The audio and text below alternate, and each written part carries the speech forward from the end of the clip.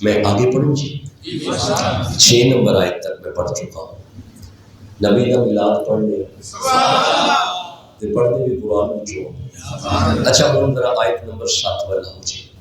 حضرت موسیٰ کی ماں پہ اللہ نے وحی کی کہ اے نبی کی اماں تیرے بچے کو خطرہ ہے تو مولا کیا کروں؟ فرمایا اسے دریا میں چھوڑ کے صندوق تیار کیا. حضرت موسیٰ کو صندوق میں رکھا، ڈھکن بند کیا، دریا میں چھوڑا. دریا کی چھلوں پہ تیرتا ہوا نبی نہیں، اور ادھر آگ حیا کرتی ہے ادھر پانی حیا کرتا ہے. یعنی نبی کا دیکھتے ہیں کون کون حیا کر رہا ہے. اچھا ذرا دھیان کرے جی. اب یہ صندوق تیر رہا ہے، ادھر سے وہ سیر کرتی ہوئی آئی. یہ کون ہے؟ نظر صندوق پہ پڑی حضرت کس کی بیوی ہے؟ فرعون کی بیوی آسیہ. نظر پڑ گئی، نوکرانیوں کو کہا قریب کرو. صندوق قریب آیا، ڈھکن اٹھایا، بچہ نظر آیا، اپنے پلو میں فوراً لپیٹا، لپیٹ کے محل کی طرف گئی. فرعون کی نظر پڑ گئی. فرعون نے کہا رک آسیہ. فرمایا کیا ہے؟ یہ کیا ہے؟ فرمایا تیرے والا نہیں.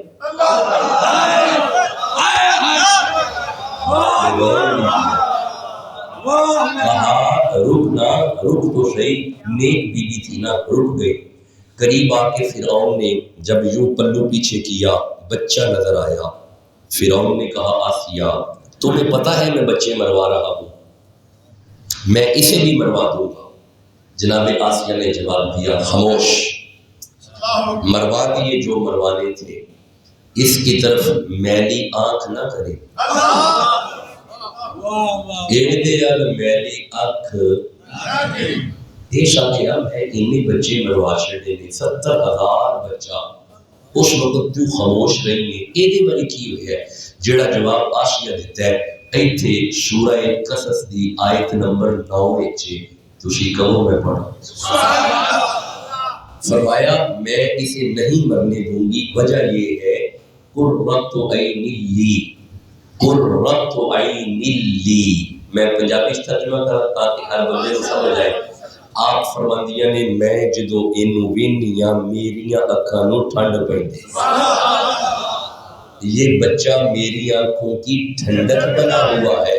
اب ذرا پورے توجہ سے سننا اور عقیدے مضبوط ہو جائیں گے. اللہ نے سورہ تحریم، یہ 66 نمبر سورہ ہے، یہاں پہ یہ آخری آیت آسیہ کی شان میں آئی ہے. سورہ تحریم کی یہ والی آخری آیت آسیہ کی یہ آیت، یہ آسیہ کی شان میں آئی ہے. یہ آیت آسیہ کی شان میں آئی ہے. میں دوڑی ہاتھ جوڑ کے عرض کرنا پروردگار یہ کافر دی بیوی ہے، تو شانہ بیان پیا کر رہے. آپ فرمایا ایڈا سیانہ نہ بن، ویندا نہیں نبی نو ویکھ کے ٹھنڈ پئی گئی. ویندا نہیں نبی نو ویکھ کے. ہن جڑا جملہ پنجابی چرچ کرا نا ٹھنڈ تھانوں بھی پی جانی ہے. کہ جنوں موسیٰ نو ویکھ کے ٹھنڈ پوے، اگر آسیہ ورگا کوئی نہیں صدقے جاواں سیدہ آمینہ تو جنہاں نو محمد نو ویکھ کے ٹھنڈ پوے. اب موسیٰ آسیہ کی گود میں پل رہے ہیں. میں نبی دا میلاد پڑھنا ہوگا، پڑھنا قرآن میں چھو. اب موسیٰ آسیہ کی گود میں پل رہے ہیں. بتقاضۂ بشریت حضرت موسیٰ کو بھوک لگی.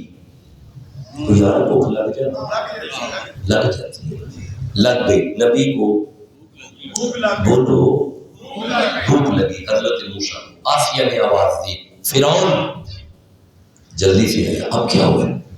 دیکھتا نہیں بچے کو بھوک لگی. اچھا بطور مذاق میں ایک جملہ کرنا ہوگا. میلاد نا خوش ہو کے منا رہے. 70,000 بچہ مروان والا. آسیہ نے فرمایا میں انہوں نہیں مرن دینا. کہنا ٹھیک ہے.